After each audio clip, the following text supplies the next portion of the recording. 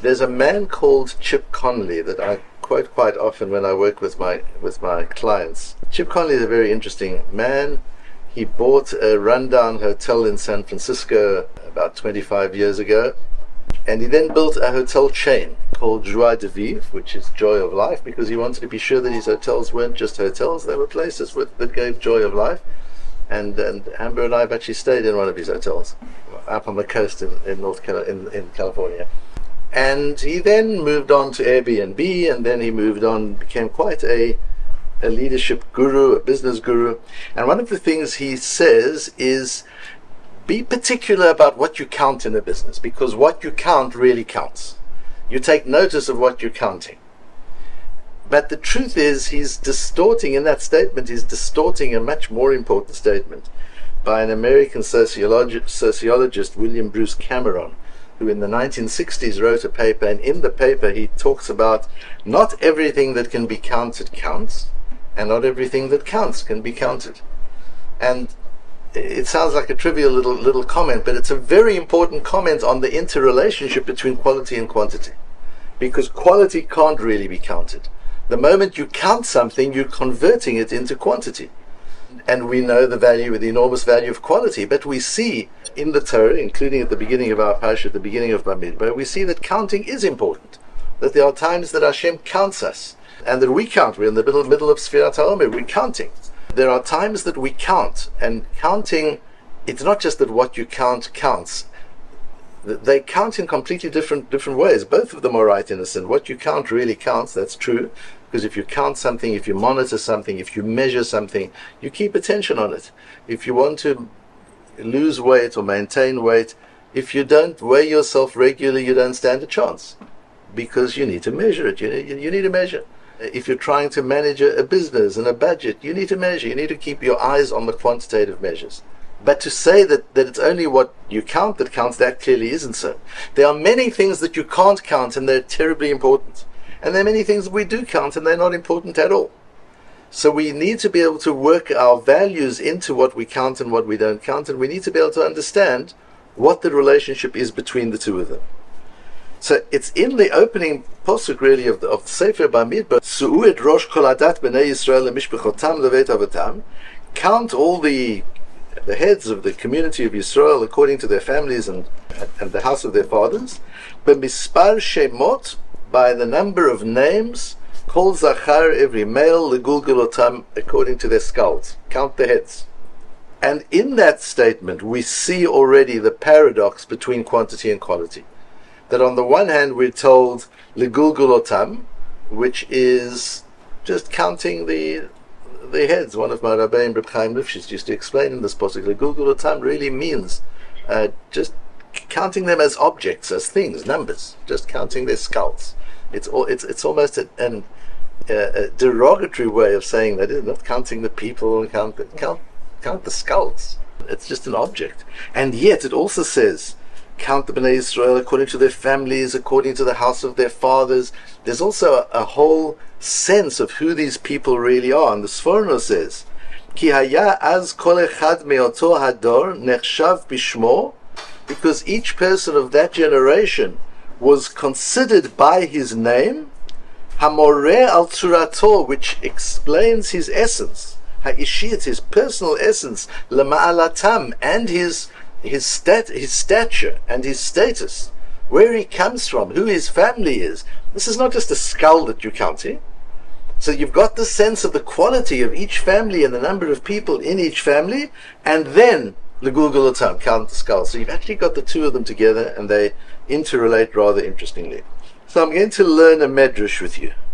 And the medrash starts off discussing the fact that Moshe wasn't quite sure what to do with the tribe of Levi, because Hashem didn't say specifically that the tribe of Levi should be counted. He didn't know whether to count or not to count. Hashem saw that he was confused. And so Hashem explained why he did not instruct Moshe to count the Levium. And that's this posuk that we're working with. Rabbi Pinchas Bar Idi says the following: Ma ketiv berosh hasefer. How does Sefer Bamidbar start? It starts with Su'u et rosh kol adat b'nei Yisrael. which literally means uplift the heads of each of the people of Israel. Su'u et rosh b'nei Israel. Says the Medrash, Romeim et rosh, gadel et rosh lo ne'emar. It doesn't use similar words like Romeim, which could be uplift, gadel, grow in stature, increase. Ela su'u et rosh. It says uplift.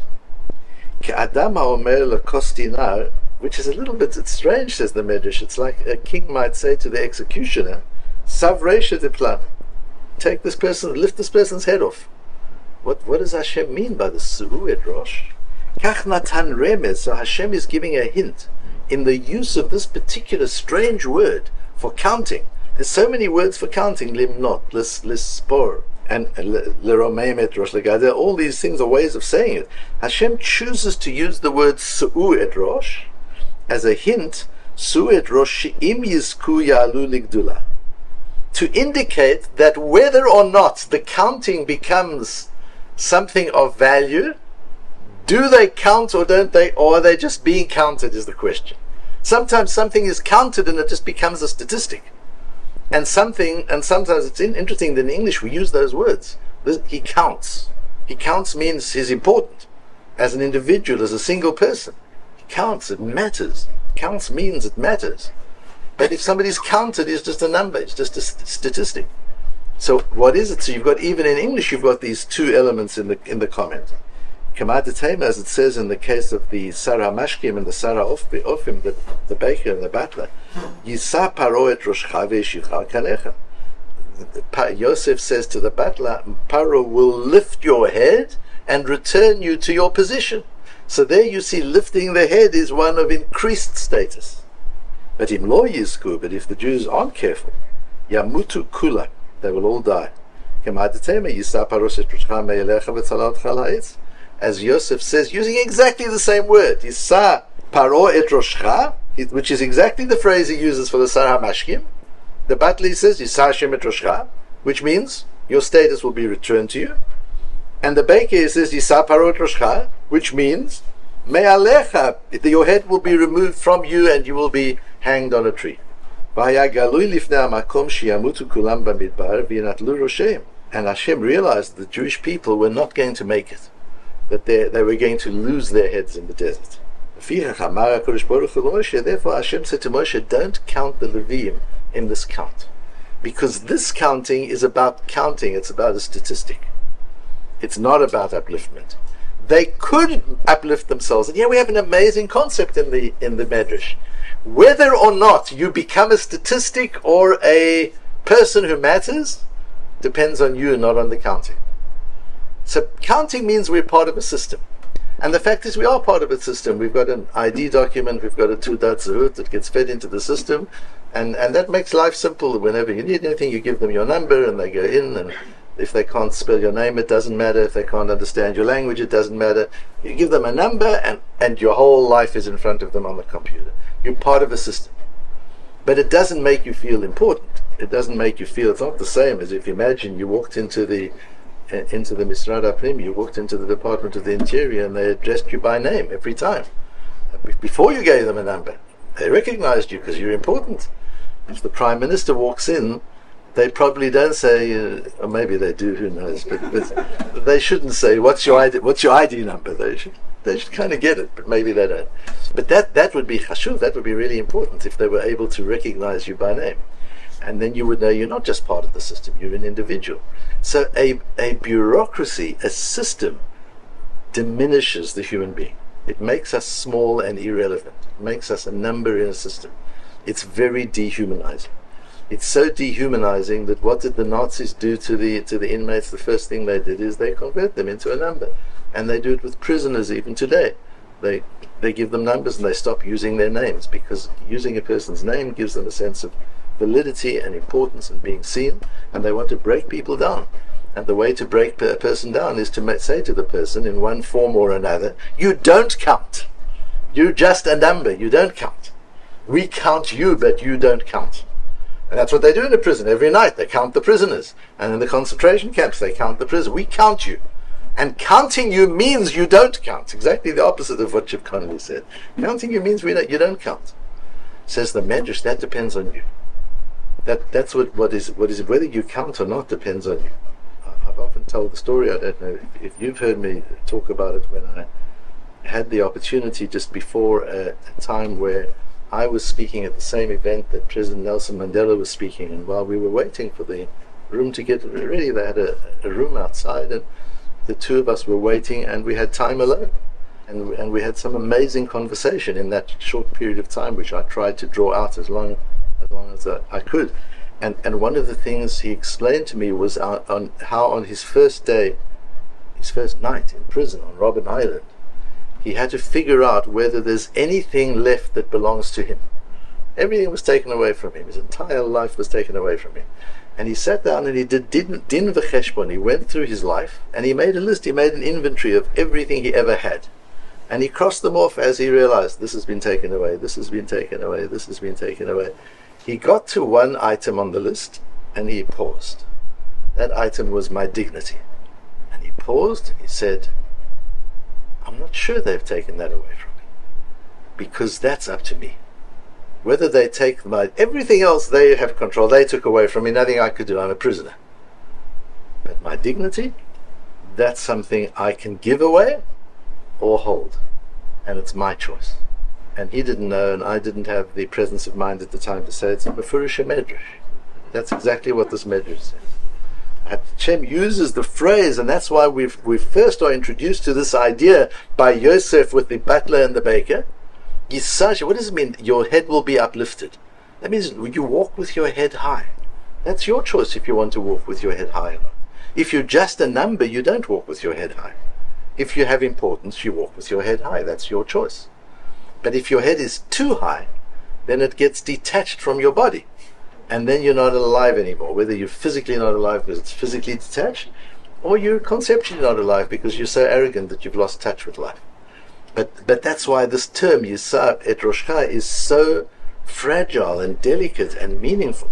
Because it can mean you're insignificant, like most arrogant people are, or it could mean you count, you really matter, you're really important. And whether you are or not, says the Medrash, is im yizk. That's up to you. You make that determination as to whether you are a number or an individual. Nobody else makes that determination for you. And Nelson Mandela realized that. First night in prison, I'm not going to become a number. I'm going to remain an individual. I'm going to remain a human being. The method that he used to do that, he then went into a philosophic analysis, and this was the beginning of the journal that he kept in prison, and the journal became an important exploration of philosophy for him. For the first time in his life, he had the time to sit and think. And he started thinking about what is dignity. I say that it's mine to hold on to. What is it? How do you do it? How do you hold on to your dignity?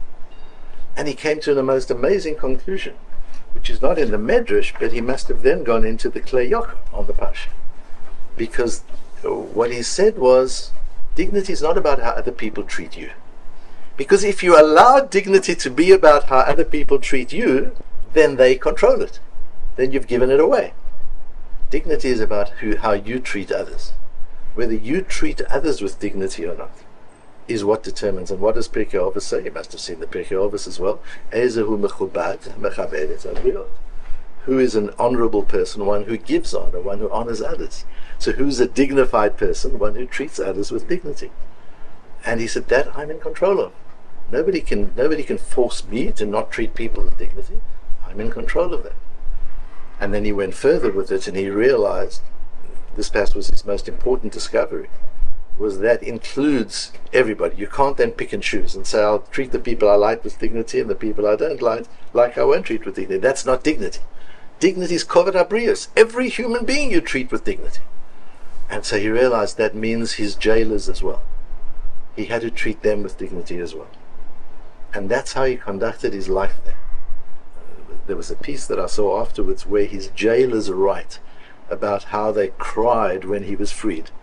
Not because he was getting liberty, because they were losing their relationship with him. Because it meant so much. He treated them so amazingly that they felt the sense of loss when he was set free.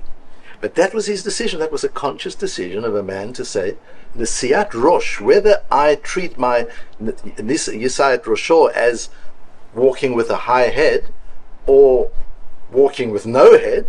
Whether I'm going to count or be counted is my choice, and the way I need to do that is by the way I treat other people, not by the way I expect to be treated.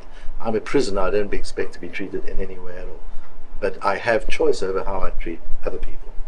Rabbeinu Bechaya deals with a similar medrash, which is in the same section a little bit earlier, also in the medrash Tanchuma, and also comments that that's why this word su'u is used, shehu lashon kollel shnei inyanim davar v'hipucho, because su'u et rosh is a concept that includes two ideas, each one opposite of the other. Ha'echad nesiyut rosh, one means holding your head high, upliftment, and one's vashini hasarat rosh, means removal of your head. And Chlamari he works through it, and he says, the end im zachu hare lashon ilui, if they deserve it, it'll be an upliftment, v'im lav yistalek ilui, and then if not, it'll be removed from them. And once again, their choice. They can choose what this is going to be. So here again, we see Hashem introducing the requirement of counting. Yes, there is a system. We're going to have an army. We need to know how many people there are. We need to run a country. It's a large group of people, 2 million people in the desert. We need to provide for them. Of course, we need to know. We need to have a census. We need to know each tribe, and we need to know each family. But whether or not conducting a census is going to diminish the value of each individual is something that each individual can decide by the way they choose to conduct themselves. Part of how they choose to conduct themselves is that the Hamek Dover has quite a revolutionary understanding of the pasuk, because he says right here, this is not just counting the people, because there's another word, hafked, is for counting the people. Su'et rosh kol adat b'nei Yisrael lemishpachotam leveit avotam. This is about understanding the makeup of the families, to know who's in which family, who's the head of the family, how many children are there in that family, what is the relationship between. This is all about a sefer yuchsid. This is about keeping a family connection. And what's beautiful about that, although the Netziv doesn't go into it directly, is in considering whether I count or I'm counted, depends also on knowing where I come from. That's an important part of understanding who I am.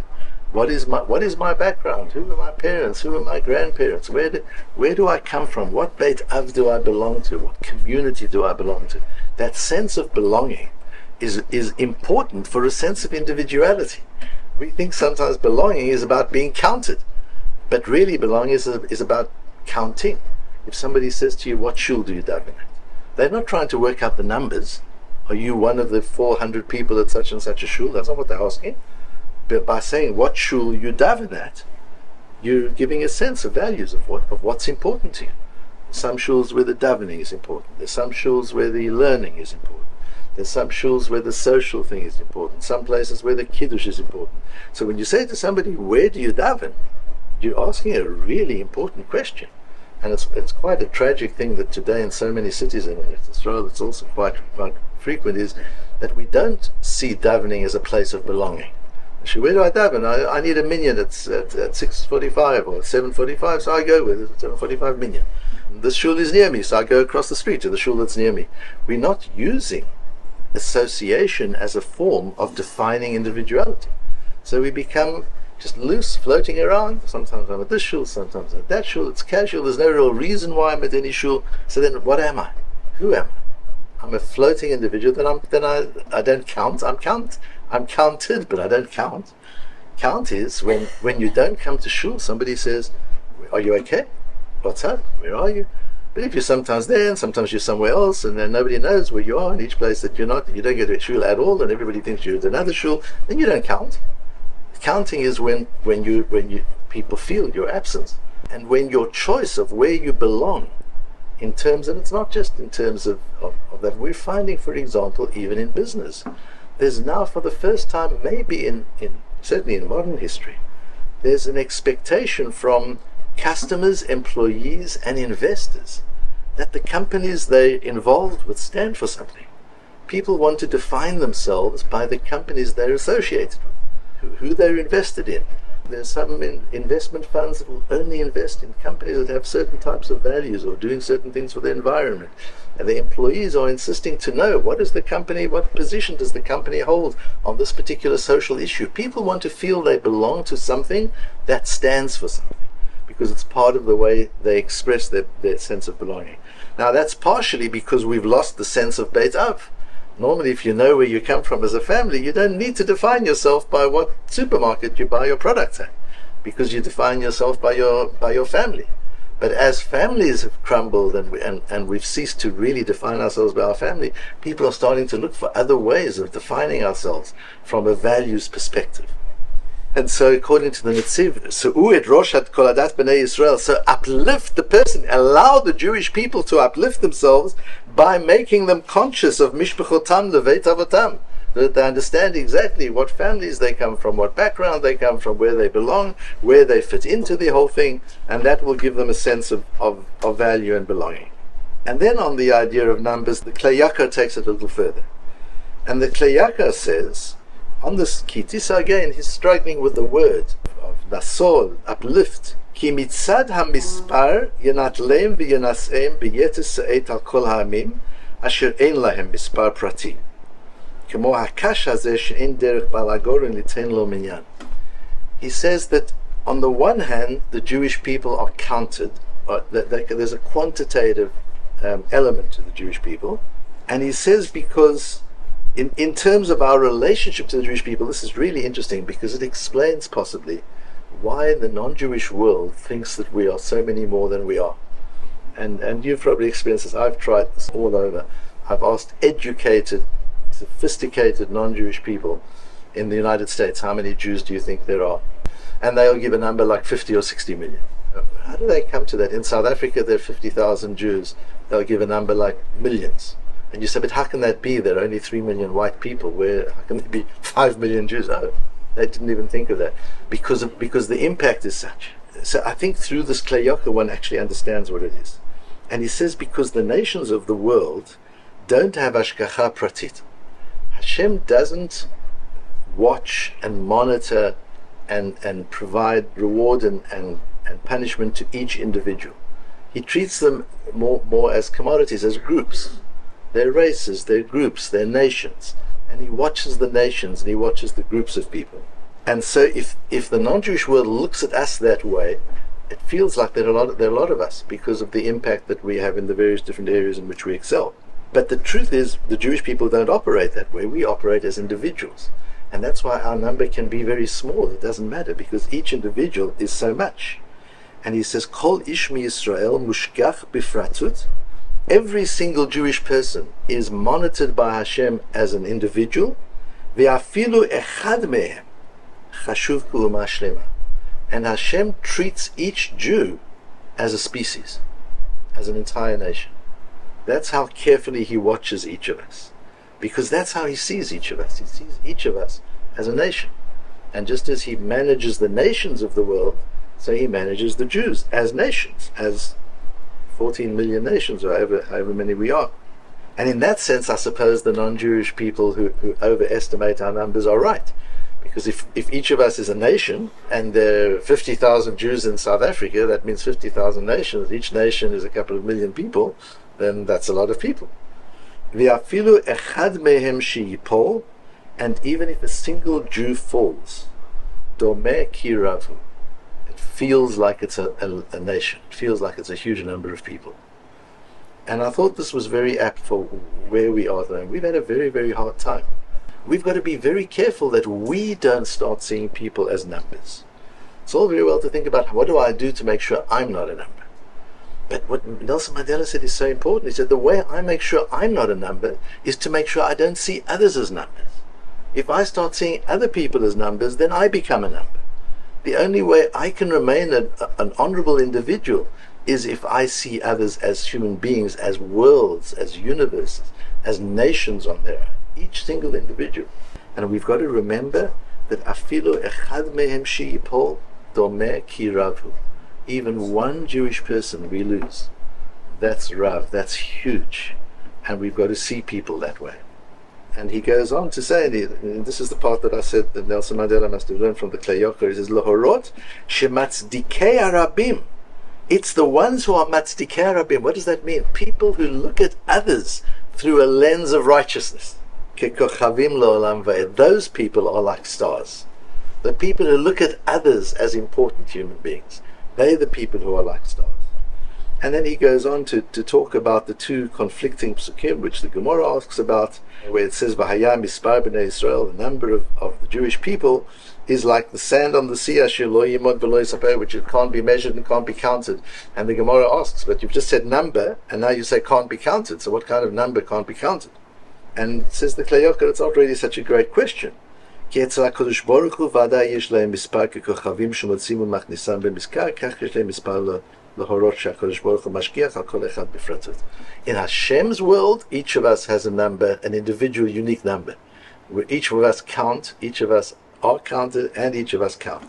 And when it says we can't be counted because we're so many, that's the world sees us that way. They can't get a sense of how many we are. They look at our impact generally. They don't look at us as a group of individuals. They stereotype us, the Jewish people. If you look at the Jewish people, there must be so many of them because look what they do, look what they accomplish. You don't look at each Jew individually. If you looked at each Jew individually, you would know how many there were. But that's not how we look at them. The point that I want to make and leave you with here is something that I've been reflecting on a lot the last day or maybe two. I spoke in Shul, and I think I mentioned in other shiurim as well, that we can't understand what happened in Meron, and we can't understand, we don't know. And with none of these tragedies can we know. We know nothing about anything. But yet we've got to personalize, and somehow we've got to learn. I was thinking about personalizing just today, in fact, when I was driving into the garage at the basement of our building. And on the gate in the basement of the building, it has a big red circle with a line through it, 2 meters maximum. Now, my car's very small, so we're nowhere near 2 meters. But I always have a moment of tension as I go through. I hope I can make it. And I thought to myself, that's personalizing. You don't just say, it doesn't apply to me, it doesn't apply. No, everything applies to everyone. And it's a different way of living. Check, maybe it does apply to you. Check, don't take it for granted it doesn't apply to you. And so when something happens, whether it happens in Miron or it happens in Cholon or it doesn't matter where it is. So a tragedy happens, even though we can't understand it, we've got to personalize it. You've got to look at it and say, what's the message to me? What do I take out of this? How do I grow out of this? And I said after Miron, we see how wonderfully we came together as a nation after the tragedy. And I said to you, don't wait for tragedy. You don't have to wait for tragedy to be amazing. You don't have to wait for tragedy to reach out, to touch another Jew. You don't have to do that.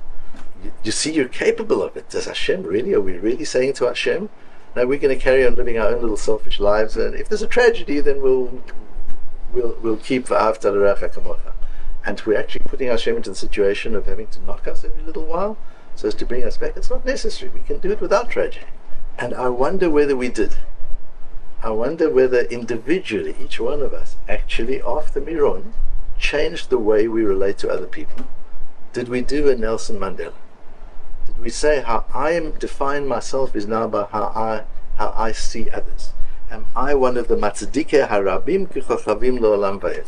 Am I somebody who looks at everybody through the lens of matzdikei harabim, of finding the good in people?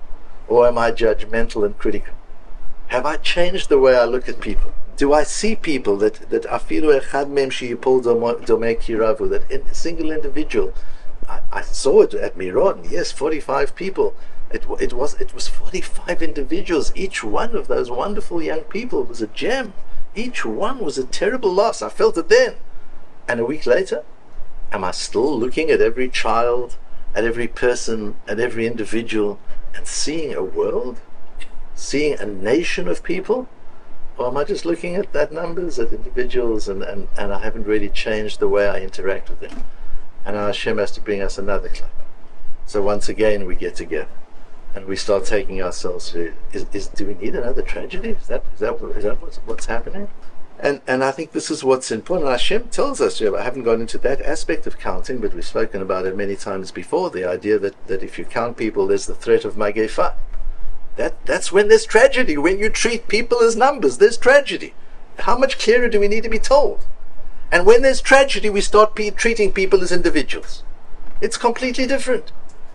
And then the tragedy wears off, and we're treating people like numbers again. And then we need another tragedy. What we need to be able to take from all this is to pivot ourselves, to turn ourselves around, and to understand that we have the capacity to count, not just be counted. And the way to count and not be counted is to count others, to make sure that others count, and to look at every individual and every human being, every Jewish person as a nation, as somebody with such an unbelievable potential and capacity. What happens when we lose these young people and we think to ourselves, all that potential lost, a whole lifetime of potential is lost. Yeah. But do they have to die for us to think that way about people? Why can't you look at a person across the street and see the potential? Why can't you look at a little child that's making a nuisance of himself in the restaurant and running around and making a noise? Why can't you look at him also, or her, and see the potential? Do we just have to get irritated and see that it's just a number? And when you get to a place and there's a long line and you get irritated because there's a long line of people, maybe look down the line and notice the people in the line and how each one is so full of potential. It's a different way of relating to people. But we need to make that change. We need to be able to find that different way of relating to people, so that we don't treat them just as counting them, but as making sure that they count to us, and that we treat them, because whether they count or they are being counted, yes, it's true, it's up to them, it's up to each of us. So we've got to look at ourselves and say, I can decide whether I count or I'm being counted. True, but there's something else as well. You can also be the cause of somebody else feeling that they count or that they counted. There's that also, the way we just look at a person, the way we smile at a person, the way we greet a person, the way we think about a person, we can make them feel that they count, but not only that they're counted. So if we're living through these difficult times, can take that away, and be careful to think the people. We had a taste here in Ra'anana of a barrage of missiles. It's not a frequent thing here, but people down in the south are having it constantly, and for us it becomes a news item instead of a human tragedy. And thinking of the individuals and what it feels like for them and what it is for them. We have to get much better at converting the individuals in our communities from numbers that we count to people, individuals who count, and who counts to us. And with that we can understand and develop and take with us the idea of Su'u et Rosh Choladat Yisrael. You and I, each of us, we have to uplift the heads of the Jewish people. We have to make a point of greeting one another, of valuing one another, of appreciating one another in such a way that we uplift their heads. That's what we're meant to do in the way we treat the members of our communities.